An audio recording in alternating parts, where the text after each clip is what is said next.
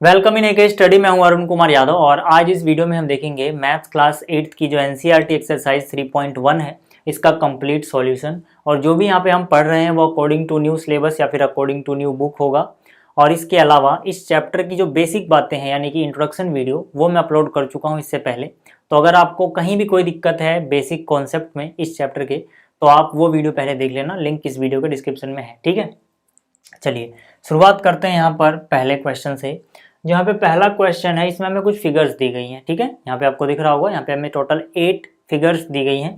In figure के base पे हमसे पूछा गया है कि भाई इनको क्लासीफाई करो, classify each of them on the basis of the following. जैसे पहला क्या है सिंपल कर्व, दूसरा क्या है सिंपल क्लोज कर्व, इस तरह से। तो पहले पार्ट ए की बात करते हैं। हमें सिंपल कर्व पहचानना है कहाँ से, ये जो फिगर दी गई हैं इनमें से।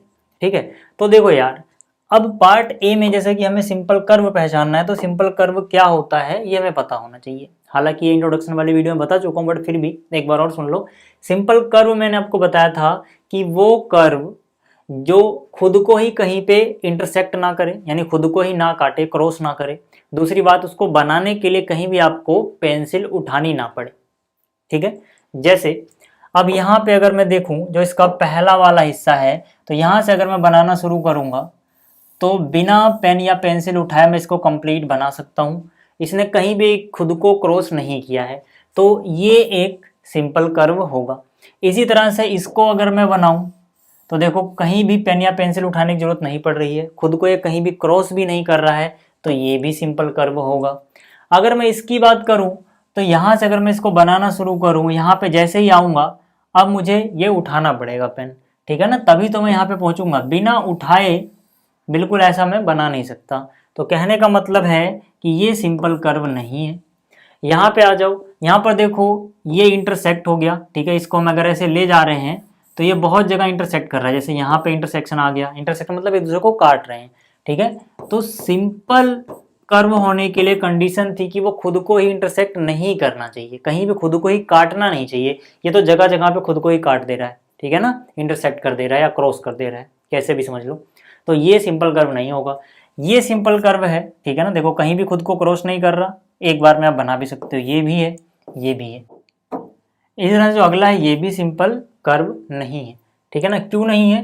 क्योंकि देखो सिंपल कर्व में ऐसे भी आप समझो कि अगर ये एक बार कंप्लीट हो गया, ठीक है, फिर इसमें से कोई हिस्सा निकल रहा है तब भी ये सिंपल कर्व की श्रेणी में या फिर सिंपल कर्व की कैटेगरी में नहीं आता है। ठीक, तो याद रखना ये भी सिंपल कर्व नहीं होगा। तो कौन कौन सिंपल कर्व है? पहला, दूसरा, पांचवा, छठा और सातवां।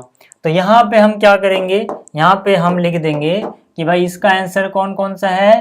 पहला, ठीक है, दूसरा, पांचवा, छठा और सातवां। ठीक है, एक बार और चेक कर लेता हूँ, पहला, दूसरा, पांचवा, छठा, सातवां। ठीक है, पहला, दूसरा, पांचवा, छठा और सातवां। ठीक है, ये सिंपल कर्व है। ठीक, अब आगे चलते हैं। अब यहाँ पर सेकंड पार्ट यानी कि जो इसका पार्ट बी है, दूसरा जो हिस्सा है, इसमें क्या बोला गया है? सिंपल क्लोज कर्व, मतलब वो सिंपल कर्व जो क्लोज्ड हो, बंद हो, कहीं से खुले ना हो। तो देख लेते हैं। ठीक है, फिर से देखो आंसर सेम आएगा। ये सिंपल कर्व था, क्लोज भी है, ये सिंपल कर्व था, क्लोज भी है। ये तो सिंपल कर्व ही नहीं था। जब सिंपल कर्व ही नहीं है ये तो क्लोज है या नहीं वो चेक ही मत करो। ठीक है, ये देखो सिंपल कर्व है, क्लोज्ड भी है, ये भी सिंपल कर्व है, क्लोज्ड भी है, ये भी सिंपल कर्व है, क्लोज्ड भी है, कहीं से खुला नहीं हुआ। ठीक है, जैसे अगर मान लो किसी ने ऐसा कर्व बना दिया, अब ये सिंपल तो है लेकिन ये क्लोज्ड नहीं है। ठीक है ना, तो ये ओपन है। हालांकि यहाँ पे ओपन वाला कोई केस दिया ही नहीं गया। तो फिर से इसका आंसर क्या हो जाएगा? पहला, दूसरा, पांचवा, छठा और सातवां। ठीक है, तो इसका भी सेम आंसर आ जाएगा। ठीक है, कि पहला जो कर्व है, ठीक है, पहला जो कर्व है, दूसरा जो कर्व है, पांचवा जो है, छठा और सातवां, ये सारे सिंपल क्लोज कर्व हैं। अगर मैं बात करूं पार्ट सी की, पार्ट सी में क्या बोला गया है? पार्ट सी में बोला गया है पॉलीगन। तो पॉलीगन में क्या होता है? मैंने आपको बताया था कि भाई पॉलीगन का मतलब है कि ऐसे सिंपल कर्व जिसमें सिर्फ लाइन सेगमेंट आए, कहीं भी घुमावदार मोड़ वगैरह नहीं आना चाहिए। ठीक है, सीधी सीधी स्ट्रेट लाइन सेगमेंट होनी चाहिए। ठीक है, जैसे यहाँ पे आप देखोगे तो इसमें ये एक लाइन सेगमेंट है, ठीक है, इसको थोड़ा और अलग कलर से दिखाता हूँ मैं, ठीक है, ये एक लाइन सेगमेंट है, ये भी एक लाइन सेगमेंट है, ये भी एक लाइन सेगमेंट है, ये भी है और ये भी है, ठीक है, और ये क्लोज्ड भी होना चाहिए तभी ये पॉलीगन बनेगा। तो सिर्फ लाइन सेगमेंट से बना है, क्लोज्ड भी है, यानी कि ये एक पॉलीगन है।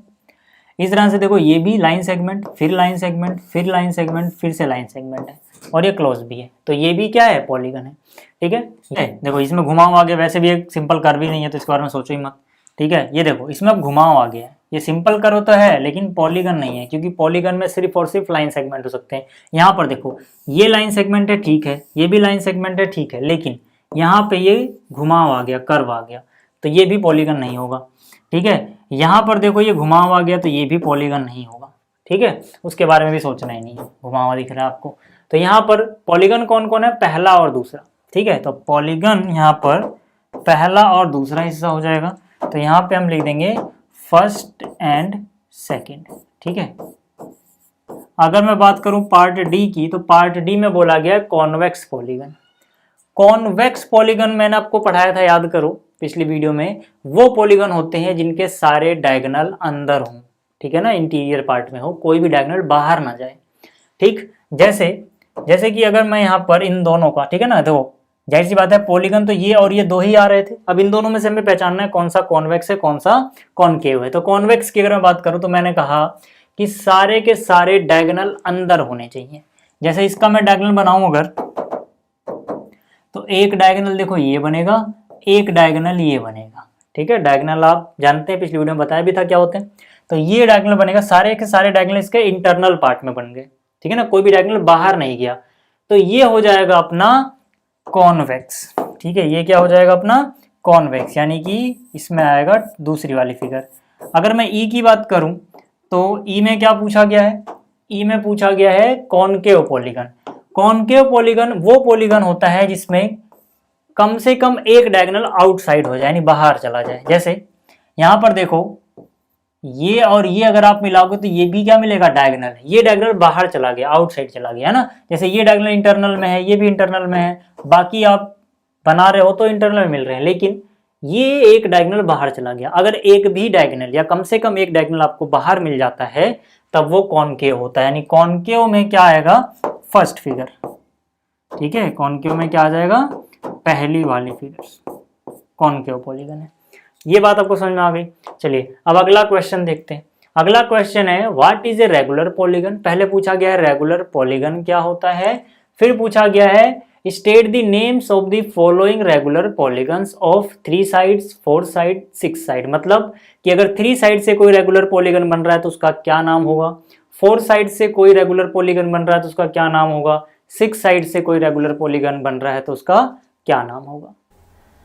तो पहले समझ लो कि रेगुलर पॉलीगन क्या होता है। तो यहाँ पे देखो मैंने लिखा है regular polygon is a polygon in which all sides are equal to each other and all angles are equal to each other. मतलब रेगुलर पॉलीगन हम एक ऐसे पॉलीगन को कहेंगे जिसमें दो कंडीशन सेटिस्फाई होती हों। पहली कंडीशन क्या है कि सारी की सारी साइड्स आपस में इक्वल होनी चाहिए, और दूसरी कंडीशन क्या है कि सारे के सारे एंगल्स भी आपस में इक्वल होने चाहिए, ठीक है।